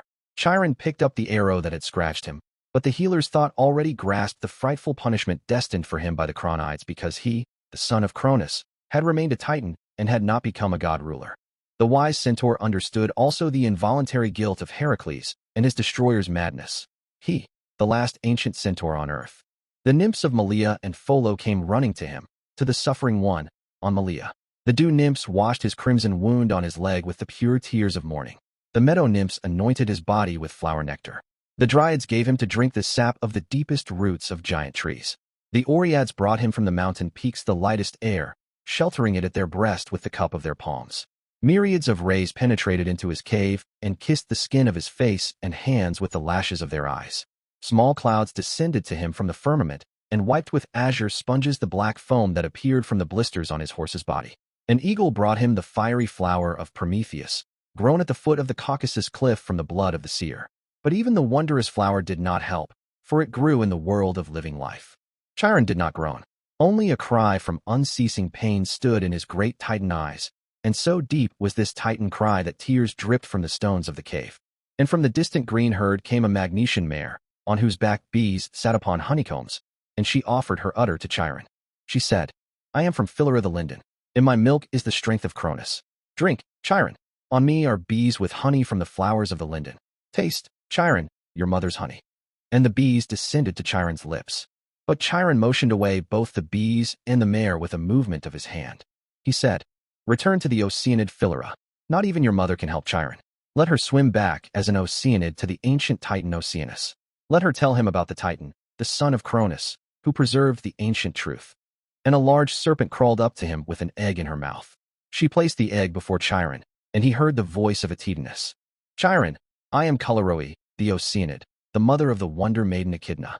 The Wonder Maiden became a snake maiden. She gave birth to the Wonder Hydra, but the Chronides stole her daughter. The Hydra became the monster of Lerna. Her teeth were steeped in the venom of Tartarus. Not the gods did she strike down, but you. From Titan's blood do you suffer, Titan, this torment. Here is my egg, and it is a serpentling. Swallow this egg, Chiron, and the serpentling will drink the serpent venom in your body. It will perish itself, but will save you from torment. I am the guilty mother of Spawn. From me comes your agony for all time. One child has poisoned you, another will heal you now." Chiron said to the serpent Titanus, "Chiron will not swallow Titan's blood. Let the serpentling live. Your maternal sacrifice is in vain." Then the mother serpent wept, and never yet on earth had serpents wept. Her serpent tears mixed with the tears of the cave stones, and there was born a serpent spring, healing mortals from grief for lost children. Old Silenus came to Chiron. He dragged with him a wineskin of wine. He said, "Let us drink, Chiron. Wine is a healer of sorrows. In wine, old life is renewed. It will soothe your pain. I came to you with my friend. Here is the wineskin. Make friends with it yourself, or else I myself will turn into wine from grief for you." "Drink alone," answered Chiron. "The Titan's thought is drunker than wine, but even it does not grant me oblivion. There is no wine of oblivion for Chiron." Then Silenus dragged his wineskin slightly to the side, sat, and began to drink in silence, mumbling forced words. And then he took out his syrinx, brought it to his lips, and began to play as if he were playing on the strings of the world. Thus old Silenus played for the first time, and earth and sky, and forests and mountains, and streams, and the gods in the sky fell to listening to him. And for a moment the evil pain in the Titan's body fell to listening to him as well. For the first time, Chiron took a breath from suffering and said with gratitude to old Silenus, "Here is my last joy. Drunken friend, you gave me what neither earth, nor sky, nor gods can give me. May you be famed for all ages, Silenus the musician. Seeing a drunkard wretch, they will remember you and pity all those drunk from grief on earth."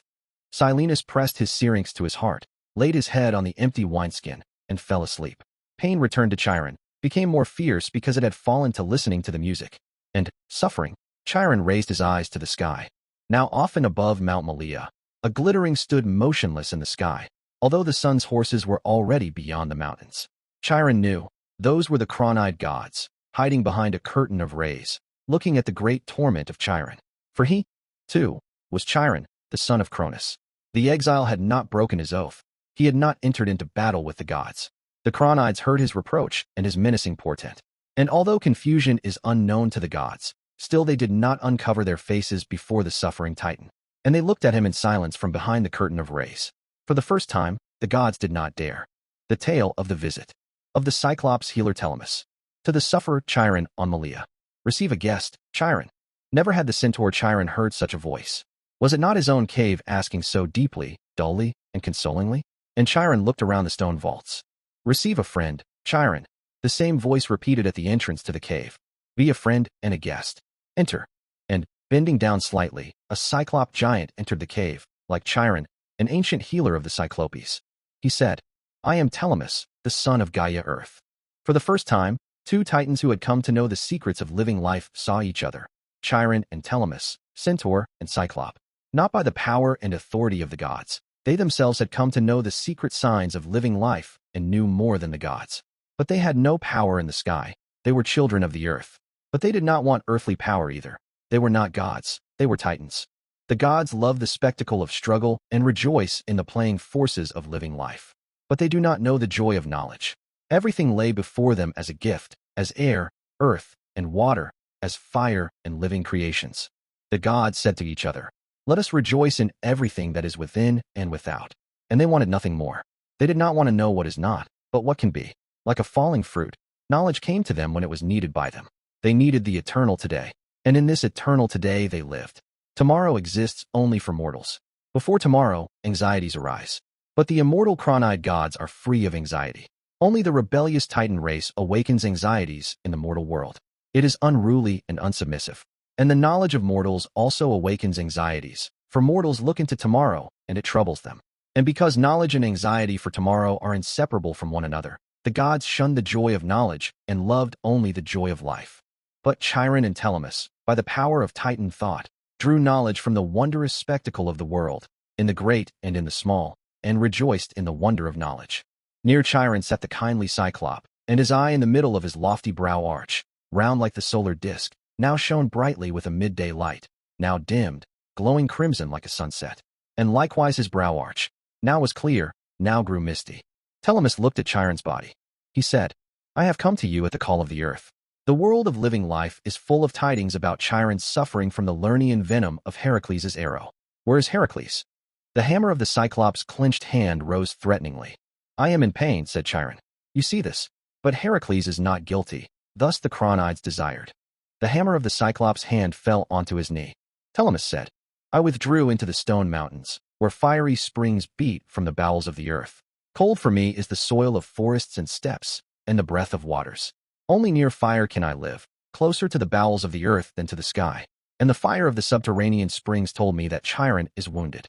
I have come to heal you." And Telemus took out a not large, faceted block of gold, placed it on his palm, and opened it into two halves. As if in a cell, the eye of the sun lay inside the block, the same as on the Cyclops' forehead. "I will cauterize your wounds with the eye of the sun," said Telemus, "and kiss your body with it. Only I and the greedy old women have such an eye." Chiron smiled. "I am in pain," he said. "But still, cauterize, Telemus. Let us test the power of the sun eye against the venom. If it does not help, well then, at least we will know. Only be careful. Do not touch me." Chiron even revived a little. His horse body was no longer golden, but gloomily crimson and lumpy. His legs were swollen, and heat emanated from him. But Chiron's human body still shimmered gold and was smooth. Yet even within it, something already seemed to be bubbling up alarmingly. Now Telemus applied the sun eye to the fierce wound on the leg, near the hoof, where the arrow had pricked. And the power of the sun, the giver of living life, entered into struggle with the venom born of dead life. Holding their breath, the two ancient Titan healers watched the struggle of life against death. "Breathe, Chiron," said Telemus. "The breath is strength." "And you, Telemus, breathe. Knowledge loves the breath. It is alive."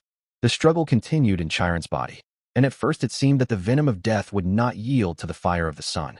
It hissed malignantly in the wound, bubbling and erupting. It spewed blisters and a black scum. The immortal body of the Titan did not cook, did not char from the fire, as an ordinary body would. With invisible rays and currents, two forces fought within it. But then the wound began to lighten, and even higher up, on the horse's hide of the leg, a golden, joyful reflection gleamed. "Does it burn?" asked Telemus.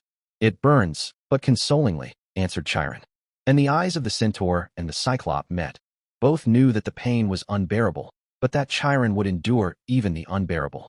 "They struggle with each other, like day and night," said Telemus. "But is it twilight, or is it dawn?" And Chiron sighed, lowering his eyes to the wound. Telemus took the sun eye away from the leg and began to move it lightly over the hide of the Centaur's horse haunch, where the lumps coiled like knots. He gently stroked the hide with the eye, leaving no trace of a burn upon it. Telemus said, "Let the rays converse there with the rays. I cast them to meet each other, from the leg and from the haunch." Again he transferred the sun eye to Chiron's leg, and it seemed that Telemus forgot about Chiron. So deeply did he immerse his thought in the testing of the mystery of life and healing. And suddenly, for the first time, a groan tore from Chiron. The venom sprayed from the wound as a black foam. Its splashes fell on the centaur's human body and on the golden block in the Cyclops' hand. It shielded Telemus from the splashes. And there, where the splashes fell, Chiron's skin instantly grew ulcerated and, boiling up, swelled with black blisters. Likewise, the gold of the block dimmed in that place where the splashes fell, and, as if under a drill, became ulcerated. "Step back, Telemus," said Chiron. "You yourself can perish from the splashes. The venom is stronger. Look at the wound. There is a black fire there." And then Telemus took the sun eye away from the wound. The eye was now dim and bloodied. And just as dim and murky became the eye on the brow of the healer Telemus. "The eye is powerless," said Telemus. "The venom is stronger than the sun." Chiron only nodded his head. The huge wound on his leg swelled even more and became a bluish crimson. The sun eye lay on Telemus's palm, and Telemus already wanted to hide it in the ulcerated half of the golden block case. But Chiron restrained his hand. "Lay the eye into the second half of the golden block. Cast this one into a crevice of the earth. Its gold is sick, it is poisoned." Telemus did so. Then he sat down again beside Chiron, but did not speak, plunging into deep thought. Not salvation, but suffering, the Cyclop healer had brought to the sick one. And Telemus grieved, the ancient Cyclop. He knew the venom would grow more fierce after the struggle, and still stronger would be the torment and pain of Chiron. Both listened to the silence. Far, far away somewhere, someone was stepping heavily. Chiron said, "I am immortal. Do you know the outcome?" "I know it. But you are a Titan. Is it not too much? Two immortal sufferers for one earth. Prometheus plus Chiron? He is weakening. He will be strong." And again they heard. Far away somewhere, someone was stepping heavily. Only Atlas could step like that. "Are you the last Cyclop on Earth?" Chiron asked his guest. "We were not many, but much could we, the Cyclop people, do. We were the one-eyed, the builders of walls. We were called the many-handed Chirogastirs. It was we who raised the walls of Mycenae for Perseus. The Chirogastirs are no more. It is all the Chronide gods, their doing. Dionysus Bacchus attacked Mycenae. The Cyclopes fought him, helping Perseus. The thyrsus of Bacchus struck them down with a strength maddening madness. Superscript 1 We were, the one-eyed, the thunder-throwers, and once hurled lightnings. For play, not for punishment. The thunder-throwing Cyclopes are no more either. It is all the Chronides, their doing. Zeus overcame us by cunning. The gods took the lightnings away from us. They became the thunder-hurlers themselves. The thunders they took away. They left us the hammers and showed us the underground forges. Forge. We became underground smiths. Under the earth, in the forges of Lemnos, we forged the lightnings for Chronides. The smiths could not but forge. A hammer is given to us. What else are we to do? He led us gently down under the earth. Of old we were, the one-eyed Uranusians, suns in the sky. I am the last of them, a Uranisian. Where the others are, Tartarus knows. Once we were all kindly Cyclopes. Surely, you have also heard of the wild Cyclopes, the goat-milking shepherds. The heroes call them man-eaters. But as much man-eaters are they as are the wild forest centaurs. Their fate is the same as those, a run-wild grief race for their own destruction. The Chronide gods are hateful to them. There is no reconciliation between us and the gods. And the wise Cyclop healer bowed his head. They forge, the smiths' smithies forge lightnings for Chronides. Against whom do they forge them, blind ones? And again, amidst the ensuing silence, they heard someone's heavy step. It was now still heavier and closer. Chiron listened. He said, "The step of Heracles." And at the sound of the name Heracles, Telemus almost rose from the earth, and his eye on his brow flashed up menacingly. Superscript 1 In the myth, madness serves as a tool of the gods against god fighters and the disobedient. They punished with madness. It was often personified by the infernal demons Lyssa and Mania, sent down by the gods upon mortals. Artemis punished Actaeon with madness, Apollo, Cassandra, Aphrodite, Hippolytus, Hera, Heracles, Dionysus Bacchus, the Thracian king Lycurgus, the daughters of Proteus, King Athamas, King Pentheus, his mother Agave, and other Dionysus fighters. To madden his victims, Bacchus sent intoxication upon them. By the madness of intoxication, he also defeated the builders of the walls around Mycenae, the Cyclopes. But Chiron seated his guest with words. "Be calm, Telemus. Here he is a friend. Madness is sent upon him by the gods, so that he might destroy Titans.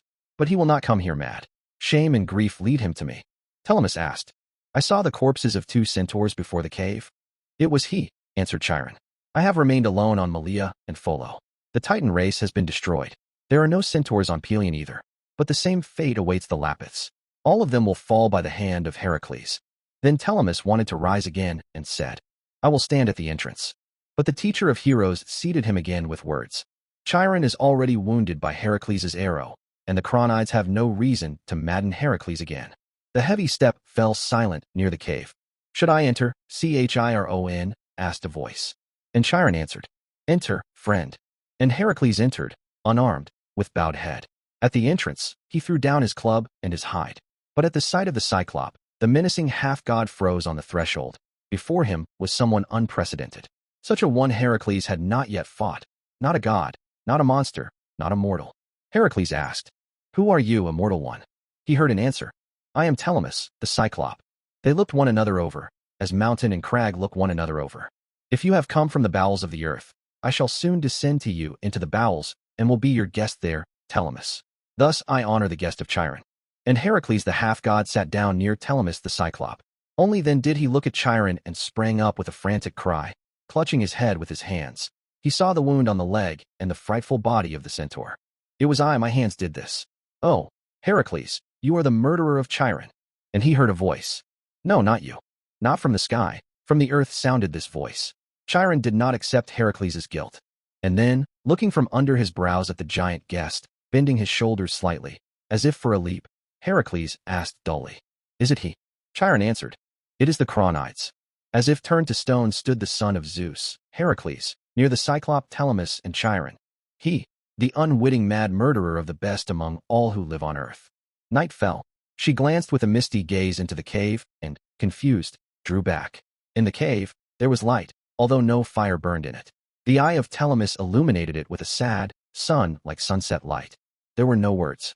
Only 3 hearts beat. Only 3 bells of life wakened the silence.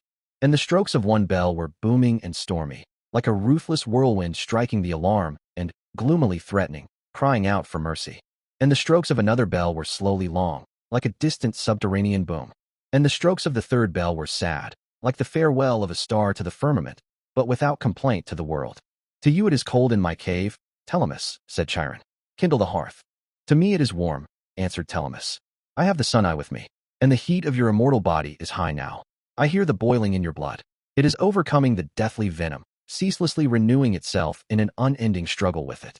And the venom, being overcome, devours it, and, like it, renews itself. In an untiring struggle with dead life, your living life will live. And so for all time." "For all time," repeated the voice of Chiron.